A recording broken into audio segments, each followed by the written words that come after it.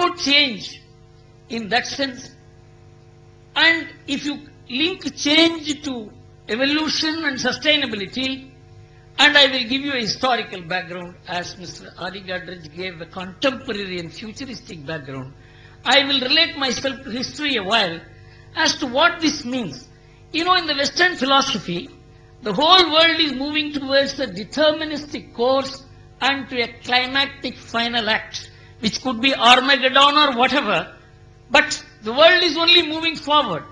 And it has been scientifically also tried to be attempted to be explained by Darwin.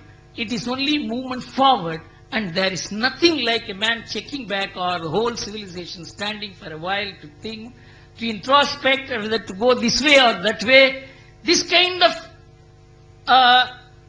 a different approach is not internalized in the Western civilization. Now, I have a few questions in mind. I thought I would share it with you. The change that we are talking about, is it change with continuity or without continuity? Karl Marx said it has to be changed without continuity. That change is revolution. If you have revolution, is it sustainable? Or is it an evolution? Evolution always presupposes that you proceed from stage A to stage B. And in terms, actually Karl Marx wrote a couple of articles about India, even before he wrote the Das Kapital in the year 1853 in New York Herald Tribune. It's a brilliant exposition for a man who has never visited India, who had only perceived India through the kind of information which must have passed so slowly and so with so much of editing. And he said, India is one of the countries which has achieved a tremendous amount of civilizational enlightenment, economic prosperity. And it has conceived of an economy which he later on defined as Asiatic model of production, where he said it's a small republic where the distance between consumer and producer is so little. And it had achieved what he had later said as the primitive socialism. It had achieved a socialistic model of very high level of equality, which no other civilization could achieve. But he said the problem with India is, for 2000 years it has not changed at all. And without change, a society can never come up. And if India has to change, India has to be prepared for a revolution. And India can never revolt so long as its socio-economic model is as it is, and so the British is doing a very creative destruction in this country, and so India is being prepared by the colonial rule. Otherwise, anti-colonialist Marx said the colonial destruction work in India is a preparation of India for a revolution. But India never revolted. You must understand the history of a nation in which you are living, which you are never allowed to learn in any educational institution in this country. History, as Churchill said, Mr. Godrej quoted Churchill. He said, history is written by the victors. A victorious civilization of the last 200 years, victorious countries, victorious politicians, victorious dictators, so to say, because before 200 years, 150 years, there was nothing called democracy. They wrote the history and we read them. When we read them, quote them religiously and understand ourselves through the history which they have written. And Mr. Godrej spoke about the Hindu rate of growth. You know, this term has settled in our academic discourse. But it happened in sometime in 1970, when Japan rose as a very powerful economy. It rang the bell somewhere in Europe as to how Japan is rising. Because after all, economic development is the prerogative of the Western civilization. How can Japan rise? Is it an accident? But one thing which you must give due credit to the West is, they will always take note of any risky development elsewhere. So what happened? One Paul Bairoch, he is one of the well-known economic historians. He studied economic history in Paris and Brussels.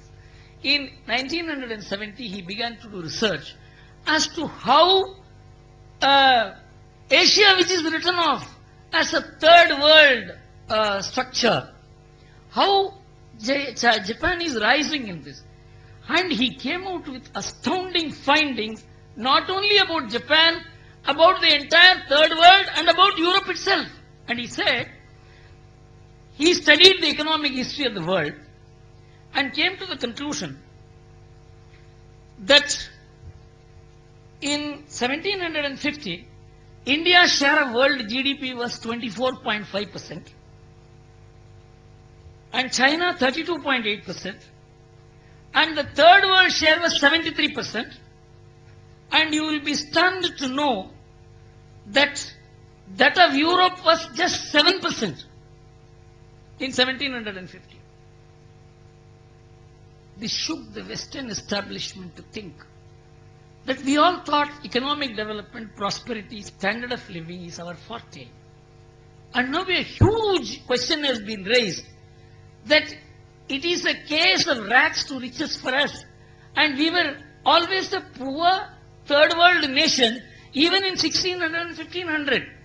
The question which Paul Bairoch raised, Ferdinand Brendel and Lobier and later Bairoch said that the thought that the West was always rich was wrong, that the West was a poor, and as compared to the rest of the world, we didn't have that kind of high standard of living. This shook the Western thinking. Then Angus Maddison, who led the greatest research in this field, instituted by the OECD Development Studies Center, he came out with his results between 2001 and 2007, and he passed away in the first half of 2010, just now in May or June. And he came to the conclusion by writing his final book, OECD India Development Studies Center, The World Economy, Millennial Perspective. He gave a 2000-year perspective of the world, in which he said the share of India in world GDP in the first year of the millennium, 2000 years back, was 32%. That of China, 28%. And the whole of Asia, 73%. And in 1500 years later, India 24%, China 25%, Asia 65%. And in 1700, India 25%, China 22%. In 1820, India 16%, when Britain was 8%. And Madison raised this issue after Bairoch research. If Bairoch were true, the Western rise is not an issue of science and technology. It is an issue of robbing and colonizing and destroying the third world, and that is what Angus Maddison research finally established. This is not what is taught in any of the educational institutions today in India, because it will promote the confidence of India about itself. And we were in line with the thinking of Max Weber, who in the year 1920 wrote a book, Sociology of Economics, in which he said that in modern economic development of the capitalist model in which the market plays the principal role, only the Protestant Christian model can make the society compliant with the current needs, and two societies can never develop in this, and that is the Hindu and Buddhist societies. These people are condemned to remain undeveloped. 1920, you know, Max Weber is supposed to have had the greatest influence on the social economic thinkers and policy makers in India in the last 100 years. So the subject that was taught to us was that we were a failed civilization. That this civilization can never grow. You have to discard your history, you have to discard your culture, you have to discard your sociology, you have to discard your belief systems. Then only you qualify for development. This was the thought which dominated the modern Indian intellectualism. This is completely blasted by the Angus Madison research. And Kendra, when this thought of Hindu rate of growth came, there was no Angus Madison study. That India was the leading economic engine of the world was not known to the Indians. It is the socialist rate of growth which was tagged on to the Hindus. What did they do? They led the world for 1700 years. And it is not Gurumurthy who is saying it. William Dalrymple, when he wrote an article on the 60th anniversary of India's independence, he said it is the empire which is striking back. It is not a poor nation attempting to become a rich nation.